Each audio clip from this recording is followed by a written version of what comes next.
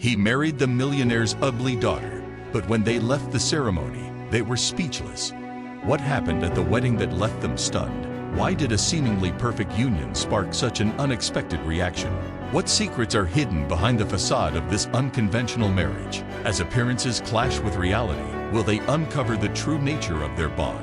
Dive into a story of hidden truths, societal pressures, and surprising transformations. Can love truly defy the odds? Discover the mystery that unfolds. I never really saw myself as the marrying type. It wasn't that I was opposed to the idea. It just never seemed necessary. I was content with my life as it was, with no real desire to settle down or start a family. My career was my focus, my ambitions driving me forward, and I assumed that marriage, if it ever happened, would come much later. But when the proposal to marry Mila was brought to me, everything changed. I knew of Mila, of course. In our circles, it was impossible not to. Her father, Mr. Harris, was a powerful man with connections that spanned industries. He was someone I had always admired from a distance, a man who had built his empire from the ground up. To marry into his family would be to secure a future I had never thought possible. But there was a catch. There's always a catch, isn't there? Mila's appearance was unconventional. She had a birthmark that covered a significant portion of her face, something that set her apart from the women I was used to. I knew that beauty wasn't everything, but it was impossible to ignore the societal standards that had been drilled into me over the years. I wasn't sure if I could get past it, and the thought of being married to someone who would draw so much attention, and possibly pity, made me uneasy. But then, I thought about what marrying Mila would mean. The Harris family name, the wealth, the connections, it was all within reach. The more I considered it, the more I realized that this could be an opportunity I couldn't afford to pass up. My pragmatic side took over, urging me to consider the advantages, to weigh them against my reservations. One evening, I found myself sitting across from Mr. Harris in his study, a drink in hand. The room was dimly lit, the only light coming from the flickering flames in the fireplace. The air was thick with the scent of aged whiskey and the weight of unspoken words. "Ethan," Mr. Harris began, his voice steady and authoritative. "I'm sure you're aware of why I've asked you here tonight." I nodded, my throat suddenly dry. "Yes, sir. I have an idea." He leaned back in his chair, studying me with those sharp eyes of his.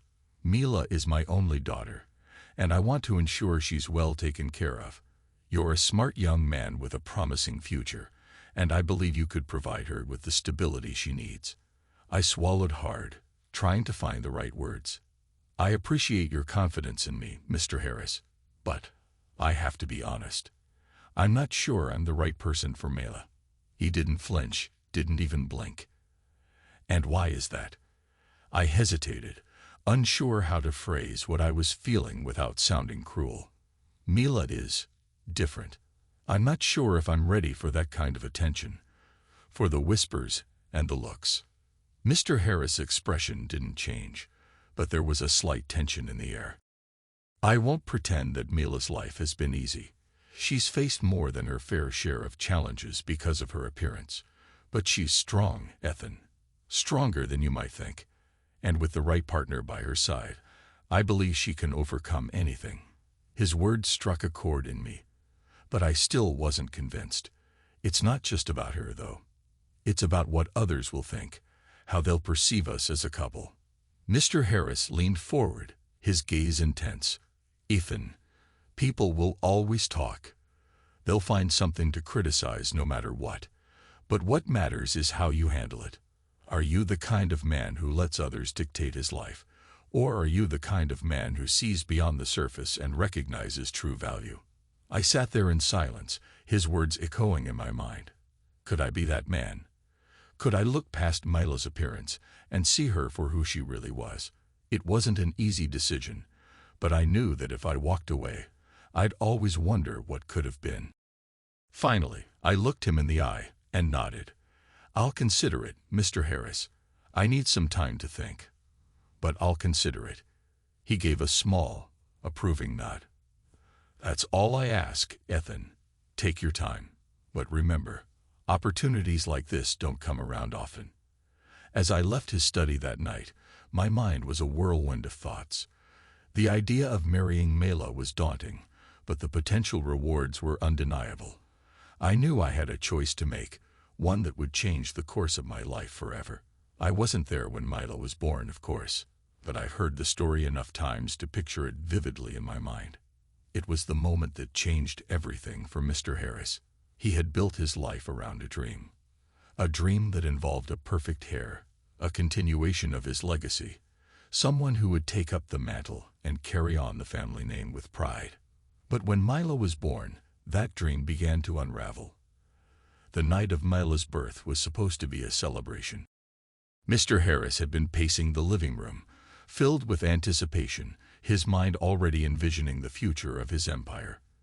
The house was bustling with energy, a midwife attending to Mrs. Harris in the upstairs bedroom, while the rest of the family waited below. Everyone was on edge, anxious to hear the first cries of the newest Harris. When the cry finally came, it was like music to their ears. But the joy was short-lived. The midwife emerged from the bedroom, her face lit with a smile as she announced, "It's a girl. A girl." The words were not what Mr. Harris had been hoping to hear. He had envisioned a son, a boy who would carry his name, his legacy. But still, he told himself, he could work with this. A daughter could be just as valuable. And then he saw her. The moment Mr. Harris walked into the bedroom, all the expectations he had built up in his mind came crashing down. Mrs. Harris lay in bed, exhausted but glowing, holding the tiny bundle that was their newborn daughter. And there, on Mila's face, was the mark that would change everything. It wasn't a small, insignificant mark.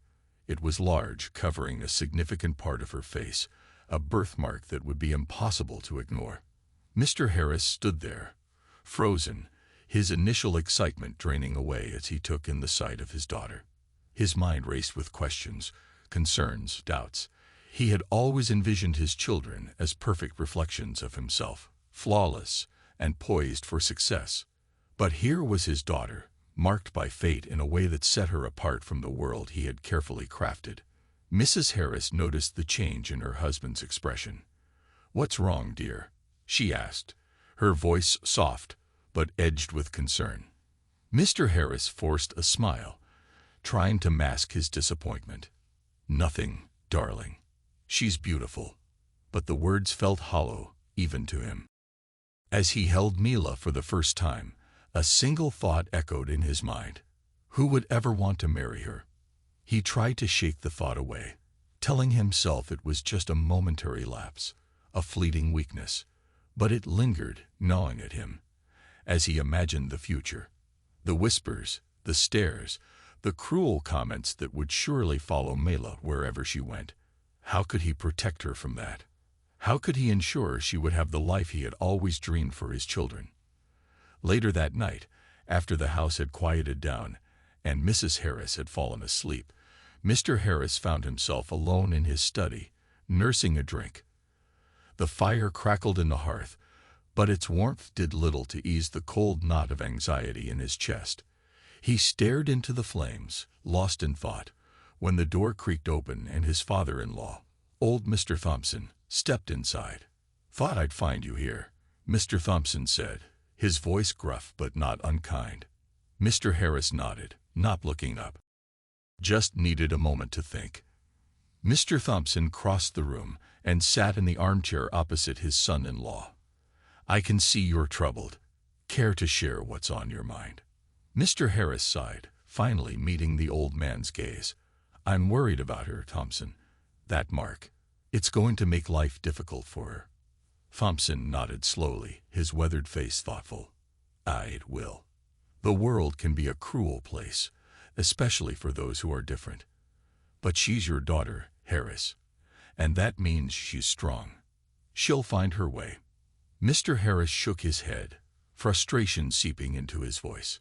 "But what kind of life will she have? How can I ensure she'll be happy, that she'll find someone who will look past that mark and see her for who she really is?" Thompson leaned back in his chair, his eyes narrowing as he studied his son-in-law. "You're looking at this all wrong, boy. You can't control everything, no matter how much you want to. The best thing you can do for that girl is to love her, protect her, and raise her to be confident in herself. The rest is up to her." Mr. Harris sat in silence, the weight of his father-in-law's words settling over him. He knew Thompson was right, but it didn't make the prospect any easier to bear. He drained his glass, the warmth of the whiskey doing little to ease the chill of uncertainty that had taken root in his heart. As the night wore on, Mr. Harris made a decision. He would do whatever it took to give Mila the best life possible, even if it meant bending the rules, using his influence to smooth her path. But deep down, he couldn't shake the fear that no matter what he did, the world might never fully accept his daughter. And that was a thought that haunted him long after the fire had died out, and the study was plunged into darkness. Growing up, Mila's life was a constant battle between her desire to fit in and the harsh reality of her appearance. The birthmark that covered a significant portion of her face set her apart from her siblings and the other children she encountered. While her parents showered her with love, the world outside their home was less kind. In the early years, Mila didn't fully understand why she was treated differently. She noticed the way people looked at her, the whispers behind her back, and the awkward smiles that masked pity. It wasn't until she started school that the weight of her difference began to truly sink in. The other children didn't hesitate to point out what made Mila different. At first, it was innocent curiosity. "Why do you have that on your face?" a little girl named Sophie asked one day during recess, her wide eyes fixed on Mila's birthmark. Mila, who was only 6 at the time, shrugged. "I was born with it," she said simply, not understanding why it mattered. But as they grew older, the questions turned into taunts. The boys were the worst, with their cruel nicknames and unrelenting teasing. Spotty, they called her, or Mila the monster. Every time she heard those words, they cut into her like a knife, leaving wounds that never quite healed. By the time she was 10, Mila had learned to avoid the playground, preferring the quiet solitude of the school library. She would bury herself in books, losing herself in stories where the heroines were beautiful, loved, and admired. Everything she believed she could never be. The books became her refuge, a world where her appearance didn't matter, and she could dream of a life where she wasn't defined by the mark on her face. At home, things weren't much better. While her parents adored her, they seemed oblivious to the pain their other children were causing her. Mila's siblings, especially her older brother Henry, found endless amusement in teasing her. "Hey, ugly, want to play hide and seek?" Henry would call out, a mischievous grin on his face. "You should be good at it. No one would want to find you anyway." Mila would flinch at the words, but she never cried in front of them. She had learned that tears only encouraged them. Instead, she would retreat to her room, her sanctuary, where she could let the tears fall in private. One evening, after a particularly harsh day, Mila sat at the dinner table, quietly picking at her food. Her parents were engrossed in conversation, discussing some business matter, while Henry and her younger sister, Alice, were engaged in a heated debate about who had won a game they played earlier. "Why don't you ever stand up for yourself?" Alice suddenly asked, her voice cutting through the chatter. She had noticed how quiet Mila had been lately. Mila looked up, startled by the question. "What do you mean?" "I mean," Alice continued, "when Henry teases you, why don't you ever fight back? You just take it." Henry snickered. "Because she knows I'm right." "Henry, that's enough," their mother said sharply, finally noticing the direction of the conversation. "Mila, don't let your brother get to you." Mila forced a smile, but it didn't reach her eyes. "I'm fine, Mom." But she wasn't fine. The teasing, the whispers, the stares, they all took a toll on her. Mila began to withdraw more and more, her self-esteem slowly eroding. She started to believe that the cruel things people said about her were true, that she was ugly, and that she didn't deserve to be happy. As she grew older, Mila became more adept at hiding her feelings. She perfected the art of pretending she didn't care, of acting like the insults and the teasing didn't bother her. But inside, she was crumbling. One day, when she was around 14, Mila's mother found her in the bathroom, staring at herself in the mirror. She had been in there for nearly an hour, scrutinizing every inch of her face, tracing the outline of the birthmark with her finger. "What are you doing, sweetheart?" her mother asked gently, stepping into the room. Mila didn't look away from the mirror. "Why did this happen to me, Mom? Why do I have to be different?" Her mother sighed, stepping up behind her and placing a comforting hand on her shoulder. "Mila, you're beautiful just the way you are. That mark doesn't define you. You're so much more than what's on the outside." "But it does define me, Mom," Mila whispered, her voice trembling. "No one sees anything else." Her mother turned her around, forcing her to meet her gaze. "That's not true. I see a kind, intelligent, and strong young woman who has so much to offer the world. And one day, the right people will see that too." Mila nodded, but she didn't believe the words. How could she when all the evidence pointed to the contrary? The world had already made up its mind about her, and nothing she did seemed to change that. From that day forward, Mila made a decision. If the world wouldn't accept her for who she was, she would build a life where she didn't need the world's approval. She would focus on her studies, her dreams, and her future. She would carve out a place for herself where she could be free from the judgments of others.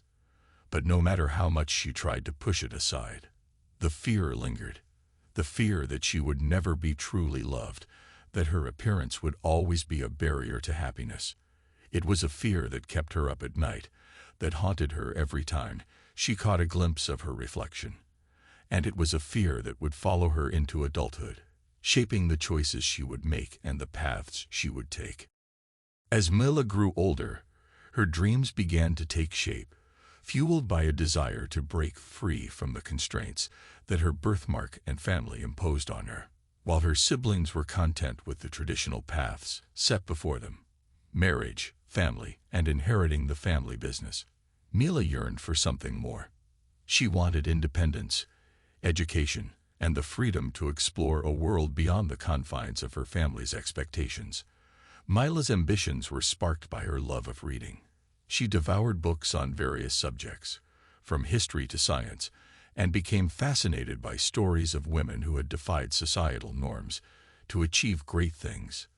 The more she read, the more she realized that she wanted to carve out a life for herself that was defined on her own terms, not by the expectations of others. But there was a problem. Her parents, particularly her father, had very different ideas about what her future should look like. To them, Mila's primary goal should be to find a husband who could overlook her birthmark and provide her with a secure future. The idea of their daughter leaving home to pursue higher education in a distant city was unthinkable. One evening, during a rare moment when she had the house to herself, Mila sat down with her father in his study. She had been building up the courage for this conversation for weeks, and now, with her heart pounding in her chest, she knew it was time. "Father, there's something I need to talk to you about," Mila began, her voice steady but laced with nervousness. Her father looked up from the papers he was reviewing, raising an eyebrow. "What is it, Mila? You seem serious." Mila took a deep breath, gathering her thoughts. "I want to go to university, Father. I've been researching schools, and there's one in the city that offers the courses I'm interested in. I know it's far, but this is something I'm passionate about. I want to study, to learn, and to build a future for myself." Her father's expression hardened, and he leaned back in his chair, crossing his arms. "Mila, we've discussed this before. Your place is here, with your family. What do you need a university education for? You'll marry, start a family, and everything will be taken care of." Mila shook her head, feeling a surge of frustration. "But that's not what I want, Father. I don't want to rely on someone else for my future. I want to be independent, to make my own way in the world." Her father sighed, rubbing his temples as if the conversation was giving him a headache. Mila, you're being unreasonable. A woman's place is in the home, not in some university far away. Besides, who would marry you if you were gallivanting around in the city, instead of being here where you belong? The sting of his words was sharp, but Mila didn't back down. She had anticipated this reaction, and she knew she had to stand her ground. I understand that this isn't what you envisioned for me, but times are changing, Father. I can't live my life waiting for someone to come along and accept me. I need to prove to myself that I'm capable of more than just being someone's wife. There was a long silence as her father stared at her, his expression a mix of disbelief and disappointment. Finally, he spoke, his voice cold and unyielding. You may think you know what's best for yourself, Mila, but you're still young and naive. This discussion is over. You will not go to university, and that's final. If you want to leave this house, it will only be after you've married someone who can take care of you. Mila's heart sank, but she didn't let the tears that threatened to spill show. Instead, she nodded, knowing that further argument would be futile. She had expected this outcome, but it still hurt to hear the finality in her father's voice. Very well, Father, Mila said quietly. Thank you for listening. With that, she turned and left the study, her mind racing with thoughts. Her father's refusal only made her more determined to find a way to achieve her goals. She couldn't let her dreams be crushed by outdated traditions and expectations. There had to be another way, a way to pursue her education without completely defying her family. As she lay in bed that night, staring at the ceiling, an idea began to form. It was risky and unconventional, but it might just work. She would need help, someone who understood her predicament and was willing to take a leap of faith with her. And she knew exactly who that person could be. Ethan. Mila smiled to herself as the plan took shape in her mind. It was a long shot, but it was the only chance she had to escape the life her father had mapped out for her. She would approach Ethan with her proposal, and together they would find a way to make her dreams a reality. This was her chance to prove that she was more than just the girl with the birthmark, more than just a future wife in waiting. Mila was determined to write her own story, one where she was the heroine, not the victim. And no matter what it took, she would make it happen. Mila's plan was daring, to say the least. After her father's refusal to let her attend university unless she was married, she knew she had to take matters into her own hands. The idea of a fake marriage was audacious, but it was the only solution she could think of that would allow her to pursue her dreams while satisfying her parents' demands. But she couldn't do it alone. She needed someone she could trust, someone who understood her situation, and might be willing to go along with her plan. Ethan was the only person who came to mind. They had known each other for years, growing up in the same social circles, and though they weren't particularly close, they had a mutual respect for one another. Ethan, too, had his own struggles, mainly financial ones, that had put his education on hold. Mila hoped that her proposal might offer a solution to both of their problems. With her heart pounding, Mila arranged to meet Ethan at their favorite spot by the river, a quiet place where they could talk without interruption. As she walked toward the meeting spot, her mind raced with all the possible outcomes of this conversation. Would Ethan think she was crazy? Would he reject the idea outright? She couldn't be sure, but she knew she had to try. When she arrived, Ethan was already there, sitting on a bench overlooking the water. He looked up as she approached, a curious expression on his face.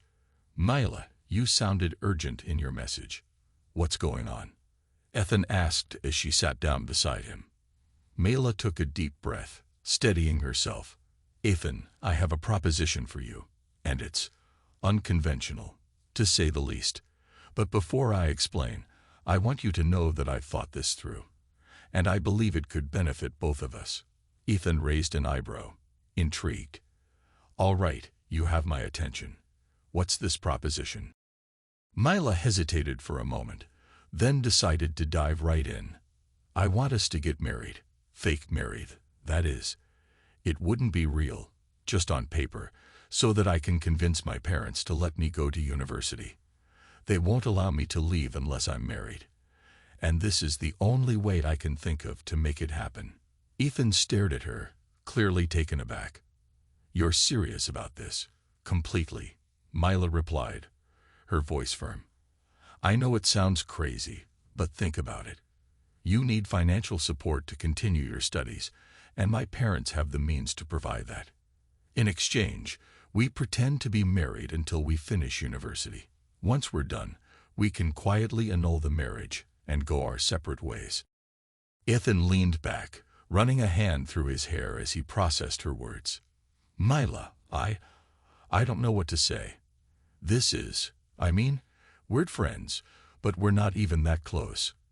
And marriage, even a fake one, is a big deal." "I know," Mila said, her voice softening. "But it's the only way I can see for both of us to get what we want. You've always wanted to finish your studies, and I've dreamed of going to university for as long as I can remember.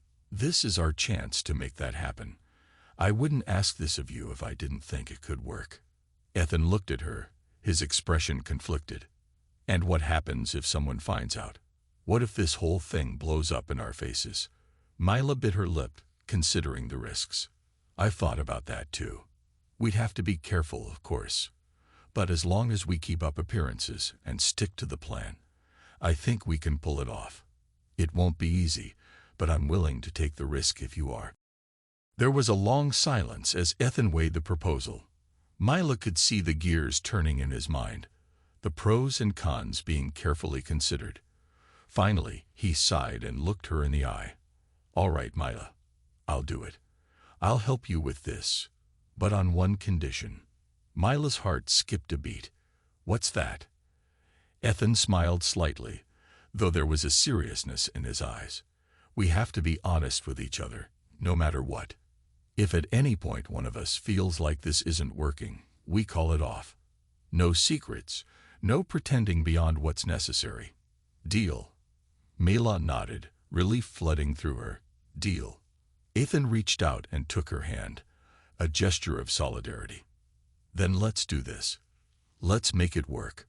For the first time in days, Mila felt a sense of hope. With Ethan by her side, she knew they could pull this off. The road ahead would be challenging, but together, they had a chance to turn their dreams into reality, even if it meant navigating the complexities of a fake marriage. As they sat by the river, discussing the details of their plan, Mila couldn't help but feel a strange mix of excitement and trepidation. The journey they were about to embark on was uncharted territory, but she was determined to see it through. And with Ethan's support, she believed they could face whatever challenges lay ahead. The days following their agreement were a whirlwind of preparations, but as the reality of their plan began to sink in, Ethan found himself wrestling with an increasing sense of unease. What had initially seemed like a logical arrangement now felt fraught with emotional complexities and ethical dilemmas. Pretending to be married for the sake of convenience wasn't just about donning a ring and signing a paper. It meant lying to their families, to their friends, and most unsettling of all, to themselves. Ethan spent a lot of time alone, pacing his small apartment as he turned over every aspect of their plan in his mind. He wasn't sure he could go through with it. The more he thought about it, the more he worried about the consequences. What if they were found out? What if the line between pretense and reality blurred? And then there was Mila. What if he hurt her in ways he couldn't yet foresee? One evening, unable to bear the weight of his thoughts any longer, Ethan decided he needed to talk to Mila. He needed to be honest with her about his doubts, even if it meant calling the whole thing off.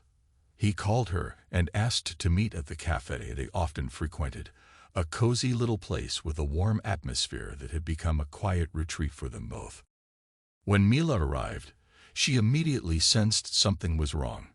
Ethan was sitting at a corner table, staring into his cup of coffee, his brow furrowed in deep thought. She sat down across from him, concern etched on her face. "Ethan, what's going on? You look troubled," Mila said softly, trying to catch his gaze. Ethan finally looked up, his eyes filled with a mix of uncertainty and guilt. "Mila, I've been thinking a lot about our plan, about the fake marriage. And, I'm not sure I can do this. Mila's heart skipped a beat. What do you mean? I thought we agreed. We did, Ethan interrupted, his voice heavy with regret. But the more I think about it, the more I realize how complicated this is going to be. We're not just fooling your parents, we're lying to everyone. And what if things don't go according to plan? What if we can't pull it off? Mila took a deep breath, trying to steady her nerves. She had anticipated this conversation, but now that it was happening, she wasn't sure how to respond. Ethan, I understand your concerns. Believe me, I've thought about all of this too. But we agreed to do this because we both have something to gain. You'll be able to continue your education, and I'll finally have a chance to pursue my dreams. It's not going to be easy, but I believe we can make it work. Ethan shook his head, his expression pained. I know you're right, but I don't want to hurt you, Mila. I don't want to mess this up and make things worse for both of us. What if pretending to be married changes things between us in ways we can't undo? Mila reached across the table and took his hand, her touch gentle but firm.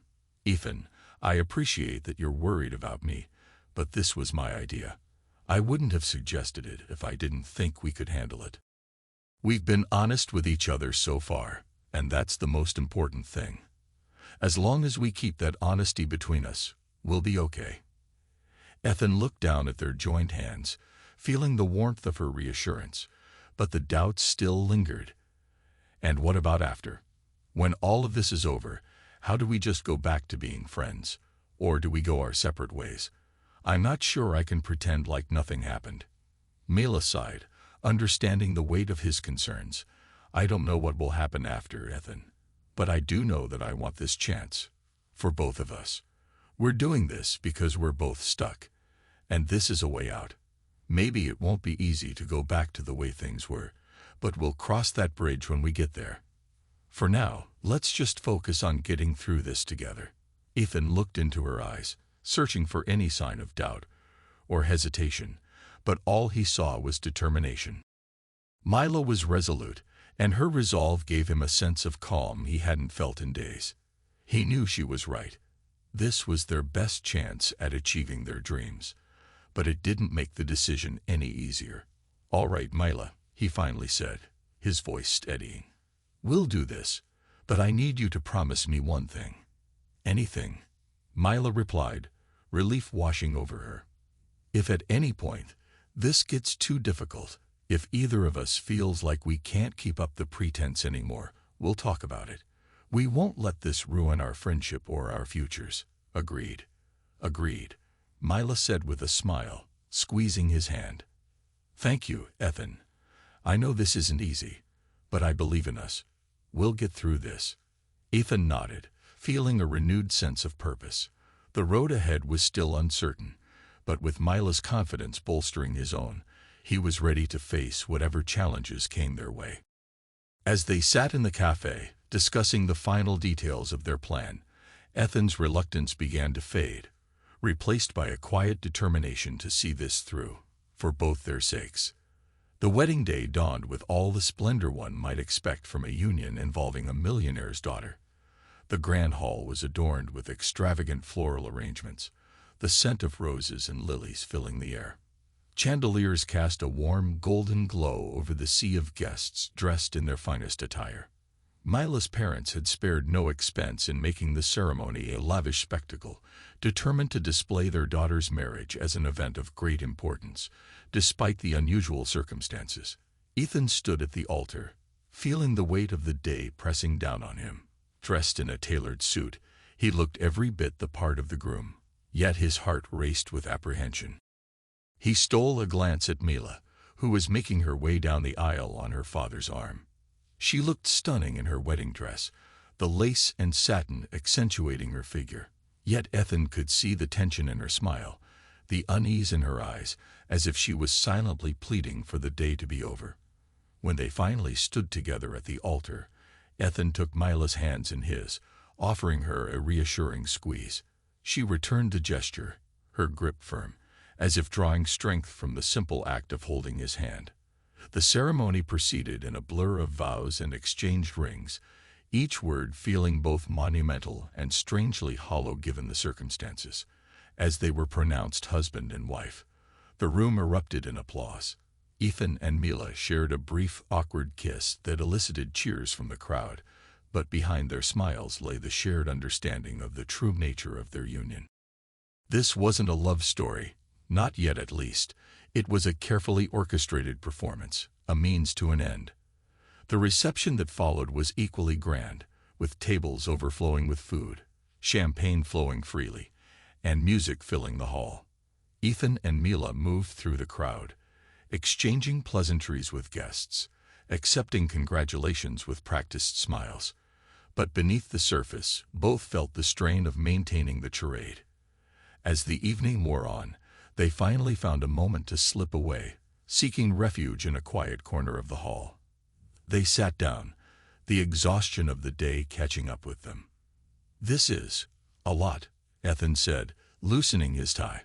"I didn't think it would feel so exhausting, just pretending." Mila nodded, her expression weary but resolute. "I know. It's overwhelming, but we're almost through it. Just a little longer." Before they could say more, Mila's father, Mr. Harris, approached them. His face was flushed from too much champagne, and he swayed slightly as he reached their table. Mila tensed, sensing something amiss. "There you two are," Mr. Harris slurred, a wide, forced grin on his face. "Hiding away from your own wedding, eh?" Ethan forced a smile. "Just taking a break, sir. It's been a long day." Mr. Harris nodded, though his gaze seemed distant. He looked at Mila, his expression softening for a moment before hardening again. "You know, Ethan, I have to thank you. Marrying Mila, well, it's a big step. Not every man would be willing to overlook certain things." Ethan frowned, confused. "What do you mean?" Mr. Harris leaned in, lowering his voice, though not enough to prevent Mila from hearing. "I mean, her appearance. That mark on her face. It's not exactly what most men would find desirable. But you're doing a noble thing, son." Mila's face flushed, her eyes widening in shock as her father's words cut through her like a knife. Ethan felt her hand tighten in his, her grip trembling. Ethan's heart pounded with a mix of anger and disbelief. How could a father say something so cruel about his own daughter, especially on her wedding day? He saw the pain in Mila's eyes, the way she fought to maintain her composure, and something inside him snapped. "With all due respect, Mr. Harris," Ethan began, his voice firm and unwavering, "Mila is one of the most incredible women I've ever met. If someone can't see beyond a mark on her face, then that person is blind to what true beauty is. Mila has more strength, kindness, and intelligence in her than most people I know. And I'm honored to be standing by her side, not because of some noble sacrifice, but because I see her for who she truly is." Mila's eyes welled with tears, not of sadness, but of gratitude and relief. Ethan's words, spoken with such conviction, pierced through the veil of insecurity that had shadowed her for so long. Mr. Harris blinked, seemingly caught off guard by Ethan's response. He opened his mouth as if to say something, but no words came. Instead, he simply nodded, an awkward silence settling over them. Ethan turned to Mila, his expression softening. "Let's get out of here," he whispered, squeezing her hand. "We don't need to stay any longer." Mila nodded, too choked up to speak, and allowed Ethan to guide her away from the hall. They left the grand celebration behind, stepping out into the cool night air. For a moment, they stood in silence, letting the tension of the evening melt away. Finally, Mila spoke, her voice trembling with emotion. "Ethan, thank you for what you said back there. I don't know what I would have done if you hadn't." Ethan turned to her, his gaze soft but serious. "Mila, you don't need to thank me. I meant every word. You're an amazing person, and anyone who can't see that doesn't deserve to be in your life." Mila looked up at him, her eyes shining with a mix of gratitude and something deeper, something that hadn't been there before. In that moment, their fake marriage felt a little less fake, and the bond between them, forged in the fire of a cruel remark, grew stronger. "Let's go start our new life," Ethan said, offering her a genuine smile. Mila smiled back, her heart lighter than it had been in a long time. "Yes," she whispered, "let's."